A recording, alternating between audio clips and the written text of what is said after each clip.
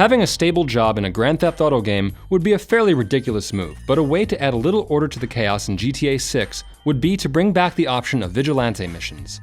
These popular distractions used to occur when players entered certain vehicles and allowed them the option to take on the role of a member of the emergency services or become a fledgling taxi driver.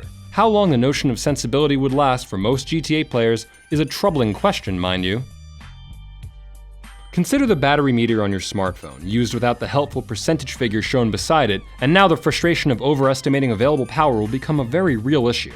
GTA 5's health bars were basically this, with very little scope for the player to learn what damage various threats have to their character's health. A blend of the latest version, with Vice City's numbering system, would solve this grievance. The minimal character skills available in recent GTA games have always been fairly well customizable, but building on this would be a great move, returning to the more interactive skill boosts that San Andreas covered, as well as adding more than just the usual driving and shooting skills, would take GTA's character-driven experience to the next level. Perhaps a morality meter, like that of so many RPGs, would be an interesting addition to influence how the game's ambient atmosphere reacts to players. The limited interactions players can have with the world in any GTA game have always been richly and marvelously detailed, but unfortunately there have never been quite enough of them. The vast majority of buildings in any GTA game, for example, are completely inaccessible to the player, thus detracting from the feeling of being in a real place. Add the option to interact with more people and places, and GTA 6 will be Rockstar's most immersive title yet. Most notable with GTA 5's online editions are the painfully long loading times that plague players of the game at almost every turn. Work needs to be done to help smooth this out of the next installment to the game, so that the whole experience can feel more involving and less stagnated at times. Grand Theft Auto is a series that stakes a vast amount of its identity into a vehicular focus and has always been a fairly solid driving experience. However, while other features of the series have seen constant innovation, driving hasn't improved all that much since San Andreas. Tuning the vehicle control toward the more realistic, and perhaps even adding the need to maintain cars with petrol and repairs, would push Rockstar back to being the leader in motor gameplay. Whether any GTA player can make a car last longer than a full tank of petrol will, of course, remain to be seen. GTA 5 certainly brought more ways for players to fall foul of the police, but the game is still a long way from presenting a wholly realistic version of law and order.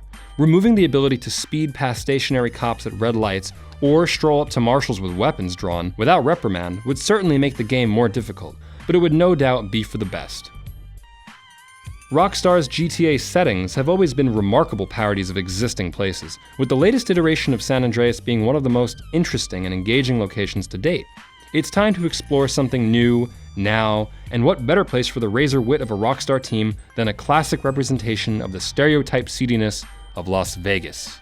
I can already picture myself accepting missions from a ponytailed blackjack dealer. The gang warfare story within San Andreas' tale of redemption and revenge was a real roller coaster to experience, but it isn't something that's been replicated in a GTA game since.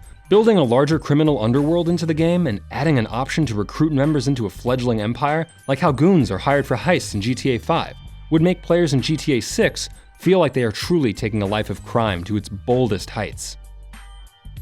For all of the interesting and enjoyable characters in the franchise, GTA really hasn't had a truly despicable antagonist since San Andreas' Officer Tenpenny. The beauty of a character like Tenpenny is that he was a believable annoyance that ultimately became one of CJ's chief tormentors. While entertaining enough to begin with, he quickly became a sharper thorn in players' side and eventually had to be dealt with. And boy, was that a good feeling. GTA 6 needs a bad guy that its players can truly hate, one that motivates them to complete their rise from the gutters to overthrow him. I find myself in a difficult moral position, Carl. Yeah, right. Carl, I'm hurt. I truly am. And just as I was about to help those poor Grove Street boys. Oh yeah? How? I like the status quo, Carl.